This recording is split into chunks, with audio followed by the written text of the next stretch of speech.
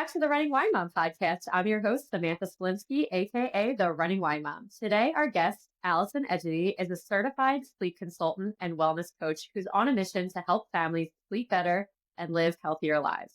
Allison isn't just any sleep expert. She's a mom of two, a business owner, a podcaster, and a wellness advocate who understands firsthand the challenges of juggling it all.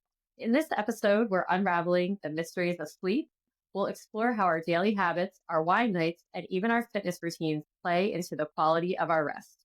We'll talk about why sleep is so crucial, not just for our sanity, but for our overall health and well-being. So we'll share some game-changing tips for anyone who's ever struggled to get their kids to bed or found themselves wide awake at 2 a.m., mind racing. So without further ado, let's welcome Allison. Welcome, Allison. Thanks for having me. Very excited to have you. So before we get into all the sleep stuff, we start each episode with our wine, and win of the week segment. That is where we share our favorite bottle of wine, then about something that's been bothering us, and celebrate our recent victories. So grab a glass, take a deep breath, and let's get started. So Allison, what is your WINE of the week? So I hope I pronounced this correctly. It's a French wine, and I think it's L'Humour Domaine Petit Chablis. Sounds great. I acquire it from this wine store where it's a wine club. And you pay an annual fee and you're part of this wine club and they let you try all these great wines. And it is my favorite Chablis of all time. So that is my all-time fave. I will have to try it because I never have. And what is your WHINE of the week?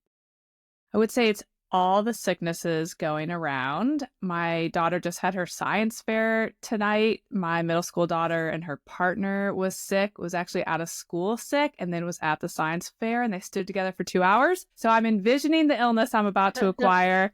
And then my other daughter came home just to hop in the car and let me know that one of the children vomited all over the classroom floor. So that is my wine of the moment, is that everyone is sick. Yeah, I am sending you no sickness vibes. It's the worst. So, yeah. What is your win of the week? The win of the week. My win of the week is that I've actually been quite productive in getting things done for work. So it's been a very productive week, which always feels like a win when you're a working mom, I think. Yeah, I know. So you have weeks like I feel like you look back and you're like, did I do anything? And then other weeks you're like, how did I even do all of this? Exactly. So we also start with a little fitness on the Running Wine Mom. What is your favorite way to stay active? I am a huge Peloton fan. So for just at-home workouts, I have the Peloton tread, I have the Peloton bike. I love all their strength training. I love their meditation. I am all in on Peloton. And I also play tennis. So my big focus is tennis, strength training through Peloton, and then walking my dogs. That's like my move my body and mental health piece. So who's your favorite instructor on Peloton? Good question. I love Bex for running. For the strength training, I love Selena. I love Ben. Those are probably my three. Oh, Rebecca. I love her hikes on the tread. Her boot camp hikes. Yes. Obsessed with those. So those are probably my constants. Yeah, her hikes got me through my pregnancies. Like that's what I would do. And they're just as hard as running, but it's just a different way. And I still do them. I love them so much, especially I actually took one of her boot camps in the hiking boot camp in the studio last year. I think it was. Get out of here. Yeah, it was so cool. Like, oh my gosh, best experience ever.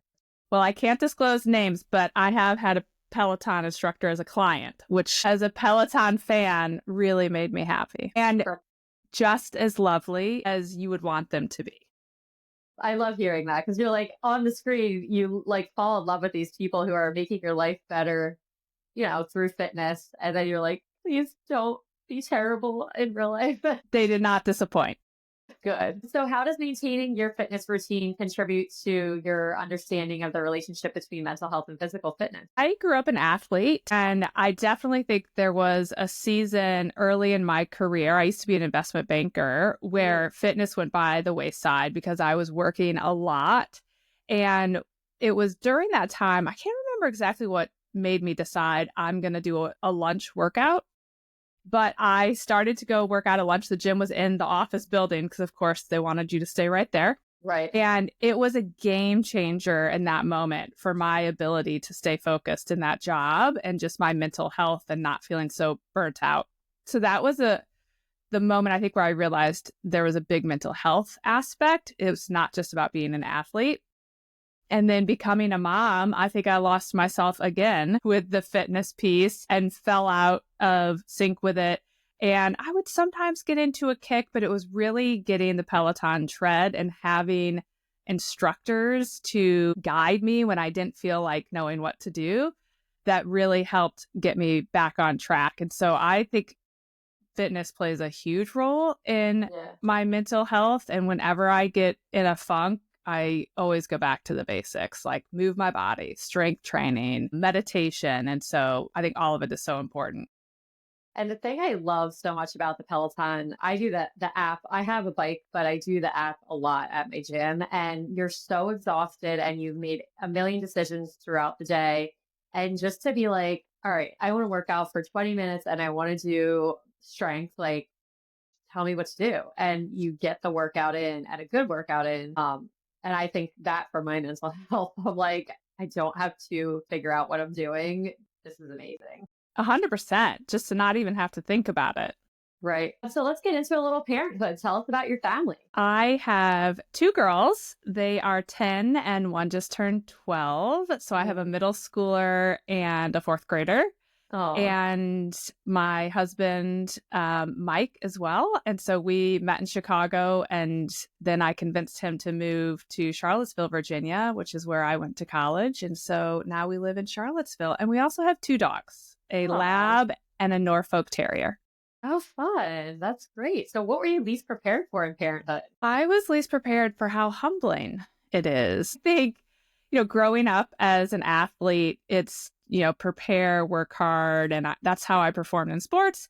That's how I performed academically. That's how I performed professionally. It was prepare and show up and perform. And I prepared for parenthood. I read the books and I had way too big of an ego going into it, thinking like some of these people make this seem so hard. How hard could it be? And I was quickly humbled. So I think that was my biggest surprise is you could prepare all you want and then these kids are going to arrive and they are all going to have their own path and agenda, and what worked for one isn't even going to work for the next Mhm. one. Yeah, I love that you said that about the athlete comparison because I never thought of it that way either. Like I was an athlete growing up, and that's exactly you prepare, you perform, and you get the outcome that you prepared for. And that is not the case in parenthood. You That's right. prepare, and they're like, yeah, no, we're going to do what we want to do anyway. So, what do you think your parenting style is? So I try not to be too wed to any sort of parenting style, but I would say if I had to choose one, I would say we're probably authoritative. We like to provide structure and boundaries for our kids, and our big focus is on sharing or showing kindness to other kids and to people in our lives, and to try your best and to see things through. We are former athletes, big on we don't quit. So I I love think that. that's really our style is kindness, try your best, and see things through. Perfect. And what's one piece of advice that you give other parents? My biggest piece of advice is my mantra of reserving the right to change your mind, because I think we are handed these kids. It's like becoming the CEO of a company in an industry where you've never worked. And it's like we're supposed to know everything, and we might come into it with ideas because we've watched our friends do it. And then, like I said, you quickly get humbled. And so I think it's great to have plans and ideas. And then I think it's absolutely okay to reserve the right to change your mind. So your child starts taking a different path or you learn something new along the way, it's absolutely okay to change your mind and change course. Love that. That's great advice. All right. Well, let's get into a big topic that no one, I believe, can truly prepare for prior to meeting your child, and that is going to be sleep. All right. So let's start with the basics. What drew you to leave your corporate job to become a sleep consultant? Was there a specific moment or experience that made you kind of realize, like, this is my call? It was really my first daughter's sleep. So, like I said, I had prepared, I'd read the book. I had a plan that had worked for two people I knew, and their children were great sleepers. And she did not follow that book whatsoever. And I also, at the same time, with that sleep deprivation that I was dealing with her, was struggling with terrible postpartum anxiety that I did not register until I was clear on the other side of it, what was happening. But when I got to the other side, which actually took about 2 years, and stumbling upon a sleep coach myself who helped us get through it, I was very curious about the fact that I had been in the pediatrician multiple times. I had switched pediatricians. I had really tried to get this addressed and no one could help me. And so I went back to the pediatrician and said, why was this woman able to fix this in 11 days? And I was in here for 2 years asking for help. And I love our pediatrician. She said, the reality is we are not trained in sleep. Hmm. And so when you come in here and ask us, unless someone sought out additional training, it is like asking the mom at the park. And so that's what you're getting. And so we didn't have all the information that sleep coach had. And that just didn't sit well with me. And I just thought people need more Hmm. resources around this. So I initially got certified just so I could help my own children with their sleep. And I continued to work my full-time job. And then, of course, once people realized I had this information, they started asking me for help. So it kind of became a side hustle. Initially, in the nights and weekends, I would take calls from folks. And then it grew to the point where I realized now I have two full-time Full jobs. time jobs. And so I did both for a couple of years and then eventually had to pull the plug and make a choice. So I actually really enjoyed the job I was in, but decided to focus on my sleep coaching, which also allowed me to be home with my kids because I traveled all the time in my other job. Yeah. So you are a mom of two, you're running a business, and you're helping other people to sleep better. So, how do you balance it all without losing your own sleep? Yeah, I think having boundaries around work when it's your own business is even more challenging than Hmm. having boundaries when you work for someone else, at least in my experience. There's I agree. always something I can be doing to take the next step in the business. And so I've really had to have boundaries around, when I pick my kids up at school, I'm focused on that. And yes, I might work on something when I'm in the car sitting outside one of their sports practices. I will pop back open the computer. But then in recent years, I've really committed to once we're home from practice or sitting down at dinner, I don't work again. So I do not work before bedtime. That was a big shift. I did it in the early years of the business and it definitely affected my sleep. Yeah. And so I really have had to put boundaries around my work because when you love what you do, you could just keep doing it. Yeah. And I it totally relate to that. it can affect my presence with my family, with my kids, with my sleep, with my fitness. I mean, it can really just eke out all over the place. That has been one thing. And lately I've been juggling the fact that I have a middle schooler. And when kids go through puberty, their sleep rhythms shift and they want to stay up later than you do. And so my middle schooler is affecting my bedtime as of late. I know like I said, we're in the early years of it all. And so like 7:15, we're like, all right, good night. Yes. I'm like, what are we gonna do when they stay up? Like we like to have some downtime and then go to bed early also. Hang on to that 7 p.m. bedtime all the way till puberty. I am trying. That's my goal. So what's something that most people get wrong about sleep? Are there common myths or misconceptions that come across often?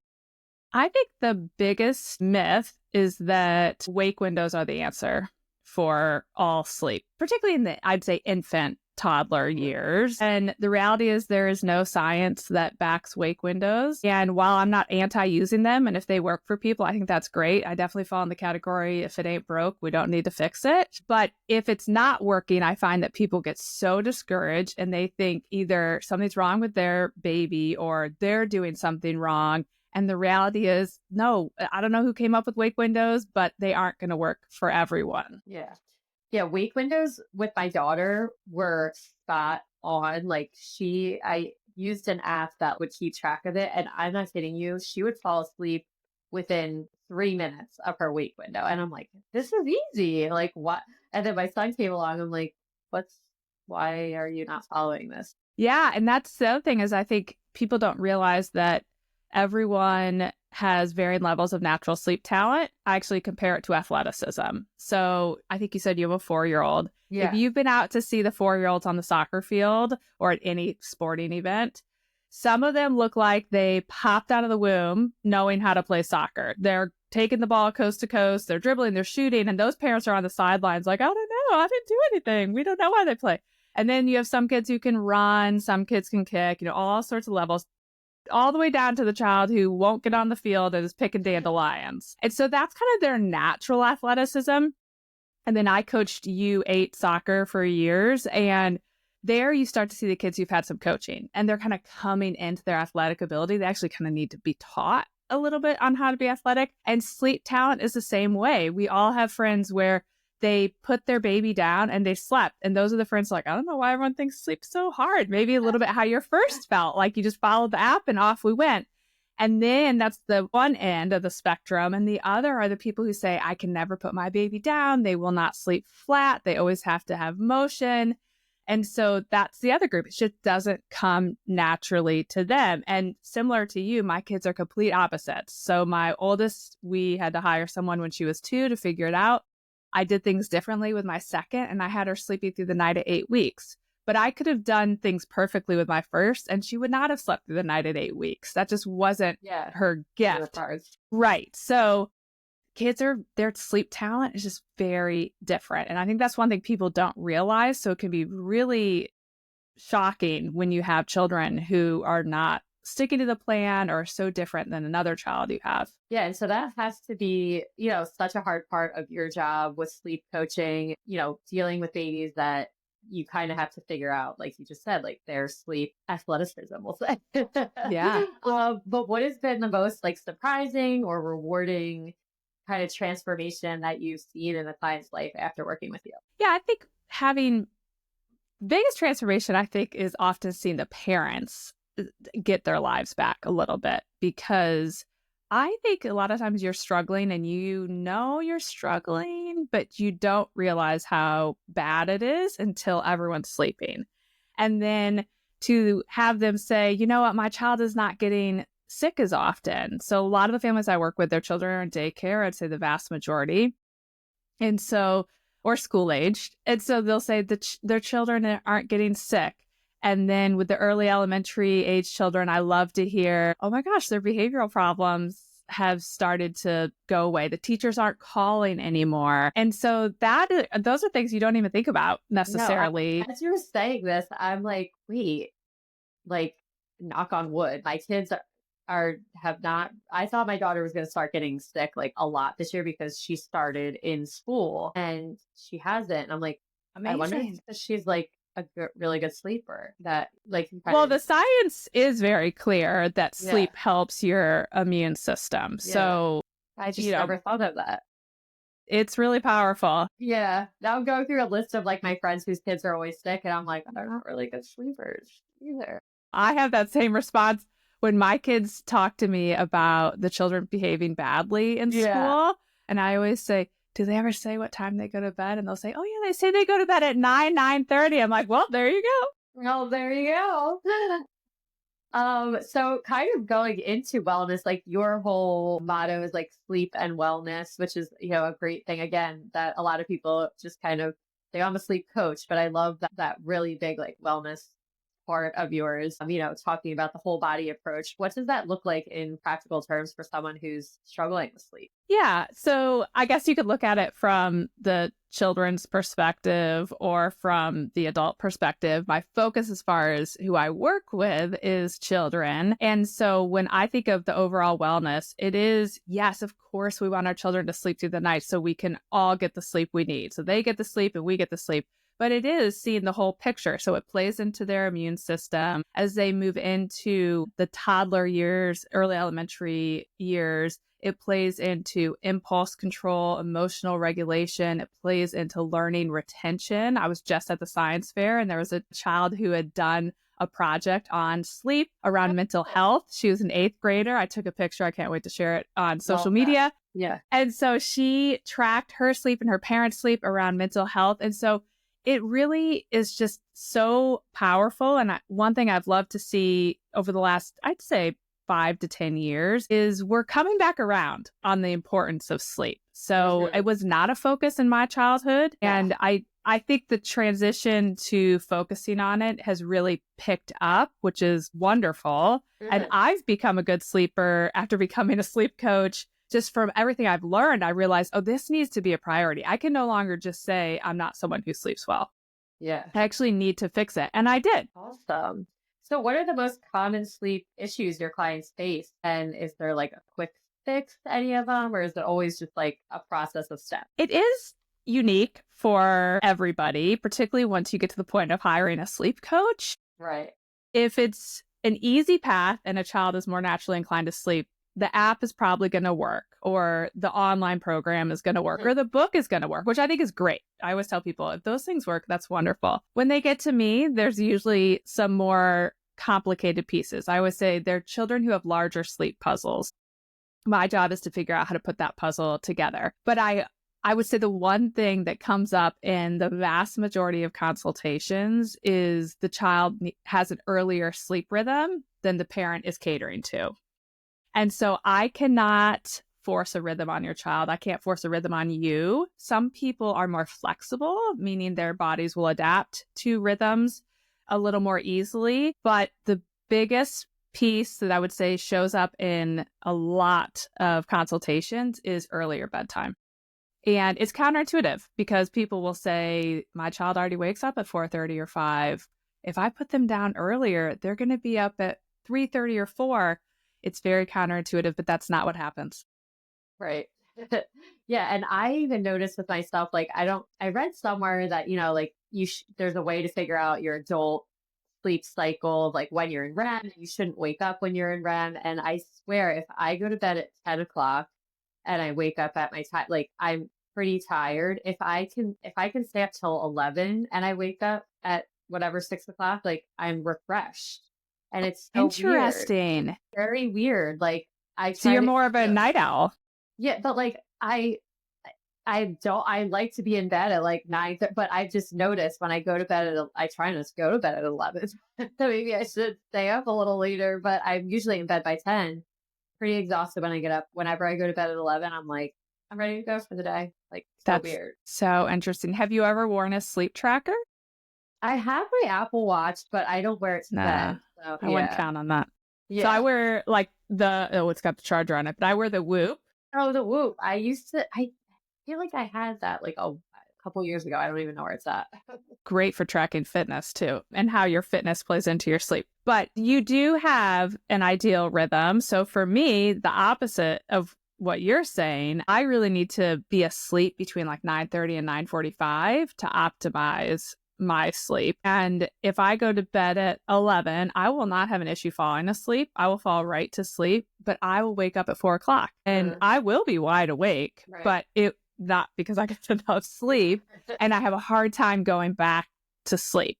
So I'm very sensitive to my rhythm, but I have an early rhythm, but some people have later rhythms. So Yeah. yours could be about the amount of sleep pressure that you need built up to flow through your sleep cycles. I'd be very curious if you wore a sleep tracker, what it would tell you. Yeah, like I'm like, I know I had the Whoop like 2 years ago. Maybe I'll have to try to find it. I don't know why I stopped using it. I think because I got an Apple Watch. Um, well, let's get into toddler and kids because I have 2 toddlers. So selfishly, I'm going to ask you a couple questions about them. Yeah. The 2.5 to probably 6-year-old range, like everyone thinks that they should be out of the newborn sleep issues, but they're not. So what are the most common sleep issues you see in kids at this stage and what usually kind of causes? Yeah, I think the big shift is they are now walking, talking, very opinionated people. And so I probably at this point work with more children in that 3 to 5-year-old range than any other age group, because all the time people will come to me and say, we did sleep training when our child was 4 months, 6 months, everything's been great. And then usually a sickness, something triggers it. Sickness, travel, And now my child needs me with them to fall asleep. And so when you get in that age group, that is the most common thing. And it's not like you could just say, okay, I'll just do Ferber and put them back in the crib. Right. Now you have this person who gets out of their bed and has feelings about it and has legit fears and concerns. And so the biggest complaint I get is my child needs me to fall asleep. And then when they wake up, they need me to come back. Because, of course, if they needed you at the beginning, anytime they wake up, they're going to need you to come back and do the same thing they needed at the beginning. So I think that's the biggest pain point that I hear about with this age group. Yeah. And one of my daughter is the queen of stalling, and apparently I was too growing up. A lot of parents are struggling with those bedtime battles and stalling tactics. Just one more story. I need water. She's like, I need cold water with ice. I like this stuff, oh wait, I forgot to brush my teeth. And I'm like, it's bedtime. Like, how do you recommend parents handle these moments without feeling frustrated or to give in? Like, because that's the thing. A lot of times, like, I'm pretty good with not giving in, but I know it's really hard when they get to a certain point that you're just like, okay, so okay. Well, because it starts to feel like the path of least resistance. Yeah. Can I just give her the ice water and this will be over? And for some kids, it will be. And this is where my kids are so different. One of my children, I could just give her the ice water and it would be over. Mhm. The other one would be like, awesome. Can I get a hug? And we should probably read for 10 more minutes. And then, oh, my blanket's messed up too. And it's just like you pull the thread and she just keeps pulling. And so it's also very dependent on the child's personality. This is why I say we have to pick to the person, not just with one style or approach. But the biggest thing I think is just remembering that children thrive with structure and limits. And even if you're not someone who is generally overly structured, if bedtime is going sideways, you've got to put structure in place. And so it can literally be, I don't want to say as simple, because sometimes this group's not simple, but as simple as saying, hey, here are bedtime rules, or if that's not a word you use in your house, steps, and literally put out their routine. So number 1, take a bath or wash hands, because I don't think baths are required in routines. And number 2 could be go potty and brush your teeth. The number 3, put on your pajamas. Number 4, read 3 books. You should be consistent about how many you read. The next step would be get tucked in and sing a song. The last step, stay in your room until your light turns green. So really clear steps. So when they're asking for these extra things, like another book, you'd say, oh no, step number 4 is we read 3 books. We've already read 3 books. And so, yes, you're saying no, but it's because you've already told them what the structure is. And so you're not just willy-nilly saying sometimes yes, sometimes no. We're sticking to the plan, and they don't have to like it and they might have strong feelings about it.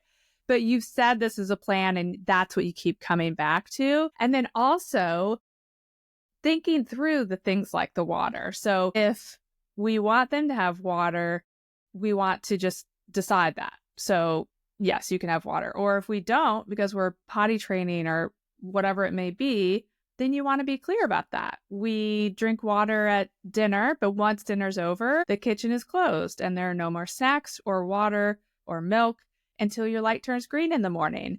And then when you have to say no, you're saying no because you already put the structure in place.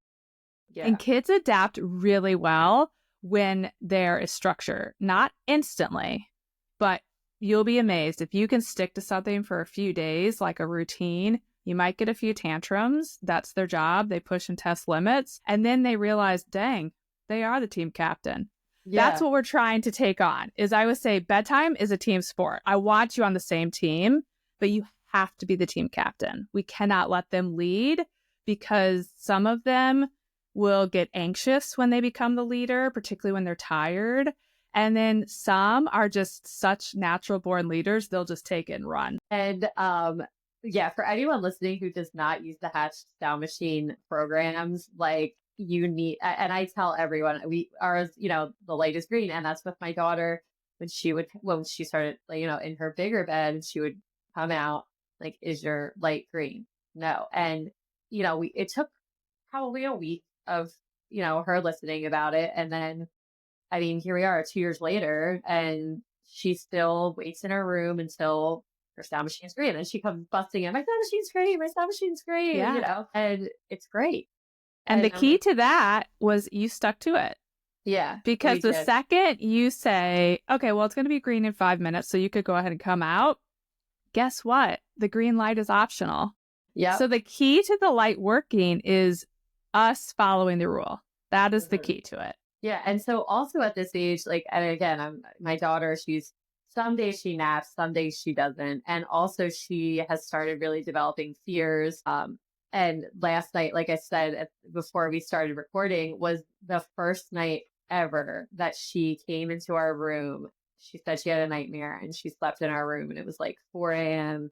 And I felt like, I mean, we had never been like mean about her not staying in her room. We just bring her back in, like, Mhm. very structured with it. And this morning she's like, I'm really sorry that I had to sleep in your room last night, but I was so scared. I said, it's okay. Like, sometimes, that will happen.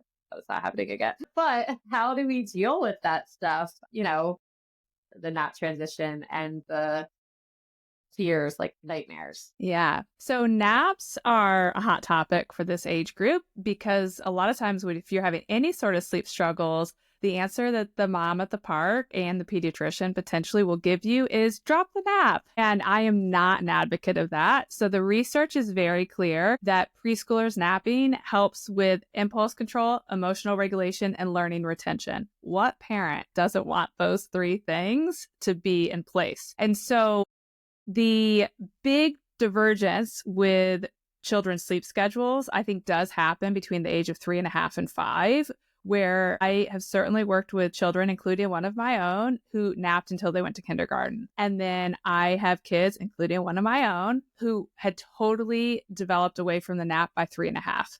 Wow. Prior to 3.5, I really do everything I can to keep a nap daily. But somewhere, a lot of times after 3, the transition will start. And what I tell people is you just don't want it to be a light switch. You don't want it to be one day your child naps 7 days a week and then it was over and they stopped napping, because the chance of you having a sleep regression because they got overtired is going to be really higher. And so you want the transition to look like you had a child who napped 7 days a week, and then you start to feel like, interesting, we're getting a nap about 5 days a week. And then it'll drop to about 50-50. And then you might feel like I only get a nap twice a week. And then it might be like, oh, once every 7 or 10 days. And that's what we want to have. We want their body to learn to go all day without needing that nap. And so if you're telling me your daughter's starting to skip some naps, I'm like, great, that sounds like the transition has Yeah. started. The key to keeping the nap so it doesn't become a light switch is that you maintain rest time.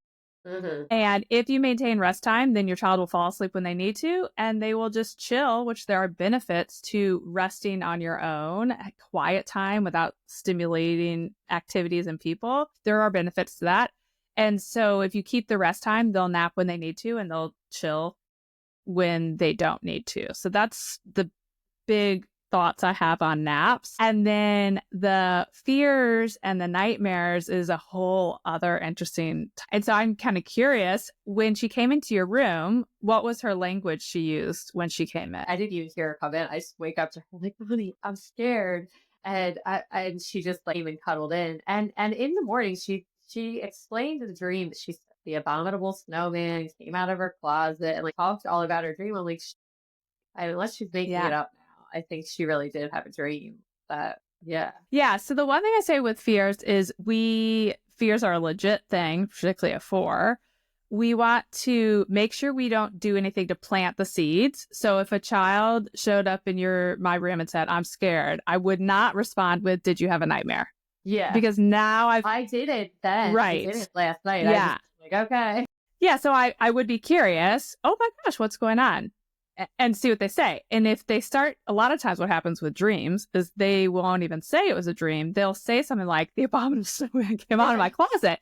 A lot of times they think it must have happened. And so if you could tell it's a dream, I will say, oh my gosh, it sounds like you had a dream. The good news about dreams is that they aren't real. That's not going to fix all their problems, but we Yeah. just want to acknowledge it. They aren't real. And then like bringing them into your bed is fine. But then you want to think about, so what was it? The Abominable Snowman. So did she watch something that had it Like, in I don't it? know. Yeah, or they could have read something at school. So a lot of times Yeah, schools maybe. unintentionally plant these seeds. And so you want to think about that. And when we have really imaginative kids, you want to do the best you can to protect that imagination. So one of Right. my children could watch movies, not affected. One, the Frozen movie and the snowman who threw the princess out of the Yes. castle, sent her into a tizzy for like 10 days. That 30-second clip. So she didn't watch Disney for years because there's always some moment that's very triggering. So with those kids, I say protect them. But the other thing about nightmares that I think people don't realize is you are either prone to them or you're not. And it's generally genetic. So usually if I have a child who I'm working with, one of the parents is prone to nightmares. Wow. I am prone to nightmares. One of my children is. I've cured my own after becoming a sleep coach. More sleep is the answer. So a one-off is going to happen. It could be triggered by a movie, a show, a book. But if they repeat earlier bedtime, and it could be 15 to 20 minutes early, you just kind of have to snap their little bodies out of it and allow them to fall asleep and flow through their sleep cycles a little more smoothly and not get hung up on the bad dreams. So night terrors and nightmares, we try to treat with more sleep. Interesting. I've never heard that before. Oh, Yeah. So when I have my own nightmares, it's usually because I've gotten overtired yeah. and it might be legit worried about something or it could be completely random. But generally it's because I've had a handful of days in a row where I have not gotten adequate sleep and I can just reset myself. I will sometimes go to bed Wow. like 8:30 to just reset the system and And move then you'll past be it. good. I Yeah. love that. That's great And with a advice. 4-year-old, you could start to educate her on that. So if she keeps complaining about dreams and it's legit, you don't think she's pulling your chain, Yeah. even if she is pulling your chain, you could say, hey, I learned something new. I was talking to the sleep coach. Do you know the best way to not have nightmares is to get more sleep? So tonight we're going to go to bed a little bit earlier and see if it helps. And so it's also really important to start to educate kids so they can learn about their sleep. Right. I love that. Yeah. And then she could say, like, maybe I should go to bed earlier. you know? Which she may not. No, I know. One of Yeah. my kids would, one would never do that. But then again, it's like the sleep rules a little bit. When you're enforcing something like that, like we're going to go to bed early, and then I don't want to go to bed early. I know, but you've been having bad dreams lately. And it's my job as your mom to Right. make sure you get the sleep you need and to help you sleep well. And this is what will help you sleep well.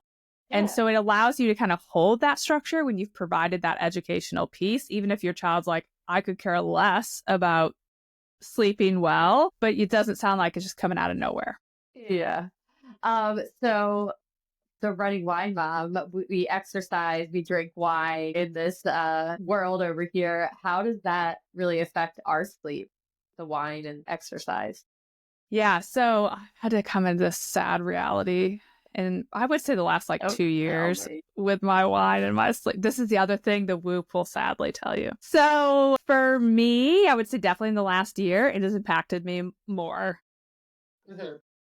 particularly if I were to ever decide to have that third glass, which is Oh, anytime I do, I'm like, why? Just like why two did I years do ago, it? it was fine, but I can't do it anymore. And so it can. So I think some of it depends on how your body processes alcohol. And I know people much younger than me who can't drink alcohol. It totally messes up their sleep. I think I actually went quite far before it started to affect mine. And so I think I put this in the category of you should be curious. And this is how I approach all wellness, because what works for me may not work for you. And we just want to be curious about what works for our bodies. And so everything in moderation. If you notice that it's messing up your sleep, well, the fastest way to figure it out is to wear one of these trackers, but Right. you can't unknow it once you know it. Once you know it. And so I think everyone's body processes alcohol differently. And it's, maybe one glass is fine, maybe two. Don't go beyond that. Some Yeah. people can't drink any. So I'd say get curious about it. And then a little bit the same way with fitness. I cannot work out late in the day or I just will be so alert. Mhm. And I picked up tennis for my 40th birthday and I'm obsessed with it and I love it. And it's brought me so much joy. But tennis matches are at night for the adult leagues. And so I will sometimes come home at 10 o'clock, and I know when I get home, I will legit be up till 1 a.m. I am just so jazzed and wired from exercising. And so those nights are terrible for Yeah. me. Granted, they bring me great joy and I will do them anyway. But I think exercise is similar because after I had my kids, I would exercise at like 7 p.m. and I still could sleep. I can't do that anymore. So I just think people need to decide what works for them. I really do best if I work out before noon. And Yeah. that's my sleep is actually noticeably better when I exercise. And then also, this is back talking about the hiking. When I exercise too hard, my sleep is impacted. And I think this has happened as I've gotten older too. I think I'm transitioning into a different Yeah. season of being a woman. So I had to transition a little bit away from running. I remember early COVID when we were home a lot, I got really into running. The most into running I'd been in my adult life. Yeah. And I loved it. I was running 5Ks. I felt great. And I could still do a 5K, but I don't feel as good. I don't sleep as well. And so I started doing some of Rebecca's hikes. And it's like, okay, well, I need to run a little less, hike a little bit more, and my sleep is better. So I think it's finding what works for you personally, and then also being open to changing because the change is like the biggest change. thing, I think. Yeah. So you've developed custom packages and programs for your clients. How do you decide what approach to take with each individual? Is there a lot of trial and error involved? Yeah, so I think the big thing is combining parenting style when you think about how you want to move forward with the child's personality and choosing an approach that aligns with the child's personality and the parent's style.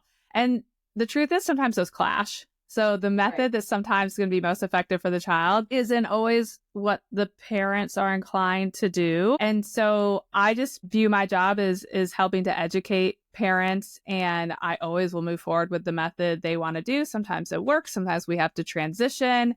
And so my job is to help them understand their child's sleep puzzle and then work with them to put the pieces together. And I always say I have no agenda or ego in this. If we get going and your child's not responding the way I anticipated them to, we will change course and figure out what it takes to put their puzzle together. So it's unique to each child. So what's been your biggest lesson as an entrepreneur in the wellness space? Like if you could go back to when you first started, what advice would you give yourself? This is such a tricky question. I think I haven't spent a lot of time thinking about it other than I think what surprised me a little bit is that I think sometimes people can be touchy in the wellness space. I don't know if that's even the right word, but that's the word I can think of is some people are very touchy or sensitive. If they feel like your advice doesn't align with their advice, particularly in the mom wellness space. Yeah. And touchy is a good word for it. Yeah, maybe it's touchy. And I have found that to be interesting. My advice I would give myself is actually probably how I've handled it, in that I don't think there's any one right way to do anything in parenting and wellness and fitness. And so if someone decides to take a different path than what I offer, that does not offend me. And so I think that would be my advice I would give to people entering the wellness space is know your path, stay true to yourself, have integrity, and do not be offended if someone takes a different path, whether it be another entrepreneur, a parent, it's okay. All of us can take our own paths. But I think the wellness space can be touchy. Well, I think it's because the people, because I've thought a lot about this, honestly, because I've noticed it too, that it's like, if you say anything that doesn't align with what someone is doing, and it's like, well, you're wrong. And I'm like, oh, this is just the way that I do it per se. But I think everyone thinks that their way, they worked hard to create this. And if they're wrong, then they're going to mess up their child or something. You know what I mean? Right. Or they're going to mess up their health or whatever it is. And it's like, well, what works for me doesn't work for you. I don't know. Right. And I think at the end of the day, what made me start to think about this, and I think it can relate in many areas, is grandparents. People would say, my parents won't do what I want to do with my child for sleep or any sort of parenting thing. And after working with hundreds of parents that were telling me this, didn't take me too long to start to decide that I don't think anyone wants to be judged for their decisions. And No. so if we're doing something different with our parenting than, say, our parents did, even though we are adults and they are even older adults, they don't want to feel like they messed it up, that Right, right. they did Oh, something yeah. wrong or they should have done differently. And I think the wellness space can kind of be that way, is that Mhm. people don't want to be judged in the sense that they've messed it up because it's so Yeah. important, Right. wellness. And I just don't think there's any one right answer. No, there's not. I do not think so. So if you could bust one sleep myth forever, what would it be? It would probably be the wake windows and the whole idea that sleep doesn't really matter all that much and that, people will just sleep when they need sleep. I think that has started to shift, as I mentioned, but I think those are the big things. I just think sleep is critical and whatever works for everyone is fine, but you want to find an avenue to get it. Well, you've given us so much advice from newborns to adults. Before we kind of wrap up, if you could give one piece of advice to our listeners, whether they're tired moms, busy runners, or just someone desperate for a good night's sleep, what would it be? Would just say that you matter. And I think mom's health, parents' health in general matters just as much as our children's health. And when you can take care of yourself, which I know is so much easier said than done, your children will be better off for it. And people say this to me all the time. I don't know how you run your business and you take your kids to this and you play tennis. And sometimes it is me saying, my child will not be at that practice because I have a tennis match and I am a person in this family Yeah, too. right. And I just come back to that. And I'm always shocked how shocked people are that I do that. And I prioritize my kids. They play travel soccer, they do all the things, but I matter too. And I think our family has been better off when I've prioritized my health. That's my message to all moms is you matter. That is great advice. And that is a perfect place to kind of end it. So thank you. That is going to bring us to the end of another episode of The Running My Mom. Thank you so much, Allison, for sharing your knowledge and tips with us today. Sleep can really feel like an uphill battle, especially for parents with young kids, but you really give us hope. And you've given us so many actionable tools to really start making changes right away, myself included. So for those listening who wants to dive deeper or get personalized help, be sure to check out Allison's podcast as well, How Long Till Bedtime, or visit her website, sleepandwellnesscoach.com, for her programs and packages tailored to both newborns and young children. And as always, if you enjoyed this episode, please consider subscribing, leaving a review, and sharing it. You can follow me on Instagram at the Running Wine Mom _. And Allison, where else can the listeners find you? I am also on Instagram. It's at Sleep and Wellness Coach. Perfect. And I will link that. Thank you, Allison, for all of this information. Thank you so much for having me. This was so fun. Yes, this is great. So, thank you to the listeners for joining us today. Remember, you are strong, you are capable, and you are all amazing. Until next time, keep running, keep sipping, and keep embracing the joy of motherhood. Cheers, and I will be back next Tuesday.